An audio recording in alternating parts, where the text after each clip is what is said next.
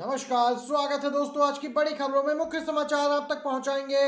इस वीडियो में जानेंगे झारखंड में हो रहा है मतदान। झारखंड की 43 सीटों पर सुबह 11 बजे तक दोस्तों 30% मतदान। राज्यपाल ने भी सुबह ही डाला वोट दोस्तों। ओडिशा के राज्यपाल रघुवर दास और उनकी बहू और जमशेदपुर विधानसभा निर्वाचन क्षेत्र से बीजेपी उम्मीदवार पूर्णिमा दास साहू ने मतदान किया है। झारखंड में लोगों की लंबी लंबी लाइनें पोलिंग बूथ पे दिख रही हैं। यहां पर प्रथम चरण का मतदान जारी है तो दूसरे चरण के चुनाव प्रचार ने भी जोर पकड़ लिया है। जेएमएम और बीजेपी और इंडिया गठबंधन के कई घटक दलों के नेता चुनाव प्रचार करते दिखाई दे रहे हैं। इसी के साथ दोस्तों आपको बताते चले, सुप्रीम कोर्ट ने इसी बीच एक बड़ा एक्शन ले लिया है, जहां पर सीधे बीजेपी को दिया है तगड़ा झटका। सुप्रीम कोर्ट का बड़ा फैसला आया है दोस्तों। बुलडोजर एक्शन पे लगे लगाम। आरोपी होने पर घर नहीं गिराया जा सकता, प्रशासन जज ना बने, कहना है सुप्रीम कोर्ट का। बुलडोजर एक्शन पर सुप्रीम कोर्ट का बड़ा फैसला आया। आरोपी होने पर भी प्रशासन यहाँ पे उसका घर नहीं गिरा सकता है। बुलडोजर एक्शन पर सुप्रीम कोर्ट की दो टूक, सरकारी शक्ति का दुरुपयोग ना हो। दोस्तों आपको बताते चले, सुप्रीम कोर्ट ने बुलडोजर एक्शन के मामले में अहम फैसला सुना दिया है। कोर्ट ने कहा कि यह पूरी तरीके से कानून का उल्लंघन है। सकते हैं सीधे तौर पर यूपी की योगी सरकार को झटका लगा है। न्याय करने का काम न्यायपालिका का है, कार्यपालिका न्यायपालिका की जगह नहीं ले सकती है, सुप्रीम कोर्ट का कहना है। सुप्रीम कोर्ट का तो स्पष्ट कहना है, कार्यपालिका न्यायाधीश बनकर किसी आरोपी की संपत्ति को ध्वस्त करने का निर्णय नहीं ले सकती है। दोस्तों दिशा निर्देश जारी कर दिए हैं सुप्रीम कोर्ट ने और कहा कि अगर कानून की प्रक्रिया का पालन किए बिना ही आरोपी या दोषी के घर को ध्वस्त कर दिया जाता है तो उसका परिवार मुआवजे का हकदार होगा और साथ ही मनमाने ढंग से या अवैध तरीके से काम करने वाले अधिकारियों के खिलाफ भी कार्रवाई की जाएगी। सुप्रीम कोर्ट ने अनुच्छेद 142 के तहत निर्देश जारी कर दिए हैं। ये यहाँ पे दोस्तों देख सकते हैं, बीजेपी को खासतौर से यूपी की योगी सरकार को बड़ा झटका लगा है। दोस्तों सवाल उठने लगा है, क्या झारखंड और महाराष्ट्र में बीजेपी ने अपनी हार स्वीकार कर ली है? बीजेपी के वरिष्ठ नेताओं की कम रैलियां, कम चुनाव प्रचार यही दर्शा रहा है। इसके साथ ही दोस्तों एक अपडेट अभी अभी आई है कि पीएम मोदी बीच में ही चुनाव प्रचार छोड़कर 16 नवंबर से विदेश यात्रा पर निकलेंगे। दोस्तों आपको बताते चले, शायद 11 साल में यह पहली बार होगा कि भारत के यहाँ पे चुनाव हो रहे हैं, मतदान हो रहा है राज्यों में और पीएम मोदी बाहर रहेंगे भारत से। सोशल मीडिया यूजर्स यहाँ पे सवाल भी पूछते नजर आए और यहाँ पे ट्रोल कर रहे काफी जोरों से कि पीएम मोदी और बीजेपी ने क्या पहले ही महाराष्ट्र और झारखंड में हार स्वीकार कर ली है। दोस्तों आपको बताते चलने, इसी के साथ ईवीएम का मुद्दा भी एक बार फिर से उछाला जा रहा है। ईवीएम को लेकर विपक्षी दलों में अभी भी संशय बरकरार है और बैलेट से मांग की जा रही है। एक अपडेट आ रही है यहाँ पे दोस्तों, एडवोकेट भानु प्रताप का ईवीएम पर बहुत बड़ा खुलासा। जी हाँ, इन्होंने मोर्चा खोल दिया है। आरटीआई से बताया गया है, खुलासा हुआ है ईवीएम को लेकर।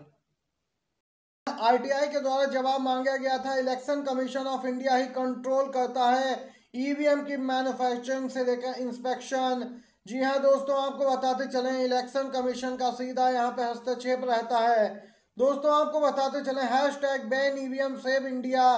दोस्तों ईवीएम हटाओ लोकतंत्र बचाओ सोशल मीडिया पे जबरदस्त तरीके से ट्रेंड कर रहा है। दोस्तों आप लोग इसके समर्थन में या नहीं? अगर समर्थन में है तो वीडियो को लाइक करके कमेंट बॉक्स में आप जरूर लिखिएगा और समर्थन दर्ज करवाइएगा। हैशटैग ईवीएम हटाओ लोकतंत्र बचाओ। दोस्तों इसी के साथ अगली अपडेट की ओर चलते हैं। जैसा कि दोस्तों आप जानते हैं, सुप्रीम कोर्ट ने योगी सरकार को बड़ा झटका दिया है। इसी बीच अब महाराष्ट्र से तमाम नेताओं की प्रतिक्रिया निकल के आ रही है। महाविकास अघाड़ी के नेता अब बीजेपी को घेर रहे हैं और बीजेपी एकदम से पिछड़ते दिख रही है, बैकफुट पे दिखाई दे रही है। सुप्रीम कोर्ट ने बुलडोजर एक्शन पे जो फैसला दिया है वह बटेंगे तो कटेंगे कहने वालों के मुंह पर जोरदार तमाचा है। महाराष्ट्र में अब यह मामला जोरों से उछाला जा रहा है। दोस्तों झारखंड में तो प्रथम चरण का मतदान हो रहा, लेकिन महाराष्ट्र में 20 नवंबर को मतदान होगा, जब झारखंड में द्वितीय चरण का मतदान होगा। और उससे पहले दोस्तों बीजेपी को जो झटका लगा है, बीजेपी के नेता नारा देते घूम रहे हैं, बयान दे रहे हैं, उसको लेकर महाराष्ट्र में माहौल काफी गरमाया हुआ है। दूसरी तरफ दोस्तों आपको बताते चलें, जो एक ताजा अपडेट आई है, वक्त का तकाजा है, सिर्फ इंडिया गठबंधन को वोट दे मुसलमान। झारखंड में वोटिंग से पहले मौलानाओं ने एक बड़ा ऐलान कर दिया। यहाँ पे एकता देखती बन रही है। दोस्तों, झारखंड विधानसभा चुनाव को लेकर पहले चरण की 43 सीटों पर आज मतदान जारी है। लगभग 1.37 करोड़ यहाँ पे मतदाता हैं और 683 उम्मीदवारों की किस्मत का यह फैसला करेंगे।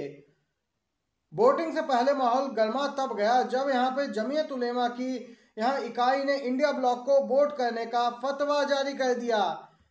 दोस्तों, कहा गया यह वक्त का तकाजा है, इंडिया गठबंधन को वोट देना है। दोस्तों, मुसलमानों को एनआरसी, यूनिफॉर्म सिविल कोड, वक्फ बोर्ड कानून और घुसपैठियों के बहाने से केंद्र सरकार द्वारा डराया धमकाया जा रहा है। जमीयत उलेमा ने पत्र में ये बात कही। इसी वजह से जमीयत उलेमा ने यहाँ पे सभी मुसलमानों से अपील की है कि इस वक्त हम सभी को इंडिया गठबंधन को वोट करना है और वोट देने जरूर जाएं। देख सकते हैं बीजेपी के खिलाफ यहाँ पर मोर्चा संभाल लिया है। दोस्तों, ये अपडेट निकल के आई है, आज अपडेट आ रही है। जी हाँ दोस्तों, आपको बताते चले वायनाड में भी आज उपचुनाव है और यहाँ पर प्रियंका गांधी आधिकारिक उम्मीदवार हैं। आपको बताते चले झारखंड के साथ ही 10 राज्यों की 31 सीटों पर उपचुनाव हो रहा है। वायनाड सीट पर हो रहे उपचुनाव पर सभी की नजरें हैं, जहां कांग्रेस नेता प्रियंका गांधी अपना पहला चुनावी मैदान में उतरी हैं, चुनाव लड़ रही हैं। दोस्तों, आपको बताते चले वायनाड में पोलिंग बूथ के बाहर लंबी लंबी कतारें देखी जा रही हैं। राहुल गांधी, प्रियंका गांधी ने वोट देने की अपील की। दोस्तों, आपको बताते चले रोड शो भी हुआ था, रैलियां हुई, राहुल गांधी खुद पहुंचे और वायनाड की जनता से अपनी बहन प्रियंका गांधी के लिए वोट करने की अपील की। दोस्तों, कांग्रेस पार्टी यहाँ पे पूर्ण विश्वास और आत्मविश्वास से भरी है कि यहाँ पे प्रियंका गांधी की जीत निश्चित है। लेकिन दोस्तों, कांग्रेस पार्टी की रणनीति है कि प्रियंका गांधी जितने ज्यादा से ज्यादा हो उतने वोटों से जीते, जिससे कि बीजेपी को मुंह तोड़ जवाब दिया जाए। दोस्तों, जीत को लेकर आश्वस्त है कांग्रेस पार्टी यहाँ पर वायनाड में प्रियंका गांधी की। अब प्रियंका गांधी झारखंड, महाराष्ट्र में भी चुनाव प्रचार करती नजर आएंगी।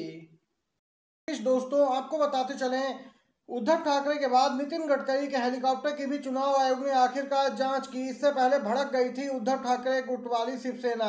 महाराष्ट्र के लातूर में केंद्रीय सड़क परिवहन राजमार्ग मंत्री गडकरी पहुंचे तो इनके हेलीकॉप्टर की तलाशी ली गई। चुनाव अधिकारियों द्वारा लगातार सवाल उठ रहे थे कि आखिर विपक्षी नेताओं के ही हेलीकॉप्टर या सामान की तलाशी क्यों ली जाती है, जिसके बाद दोस्तों उद्धव ठाकरे जबरदस्त तरीके से हमलावर नजर आए। आपको बताते चले यहाँ पर उद्धव ठाकरे ने तो अधिकारियों को सबक सिखाने तक की बात कह दी थी, क्योंकि उनके हेलीकॉप्टर की दो बार तलाशी ली गई, लेकिन बीजेपी नेताओं के हेलीकॉप्टर की कभी तलाशी नहीं ली जाती, ये सवाल भी किया था। लेकिन दोस्तों, जब काफी किरकिरी हुई तब जाकर यहाँ पे देख सकते हैं चुनाव आयोग की टीम ने नितिन गडकरी के हेलीकॉप्टर की भी जांच की है। ये दोस्तों देख सकते हैं ताजा बड़ी अपडेट निकल के आई इस समय की। आज की हर एक बड़ी खबर थी, अभी तक के मुख्य समाचार थे। वीडियो अच्छा लगा हो तो लाइक कीजिएगा। दोस्तों, रिक्वेस्ट है अगर आप नए हैं चैनल पे तो सब्सक्राइब करके घंटी के आइकन को भी दबाइएगा। बड़ी खबरें पहले पहुंचे। आप सभी का बहुत बहुत धन्यवाद।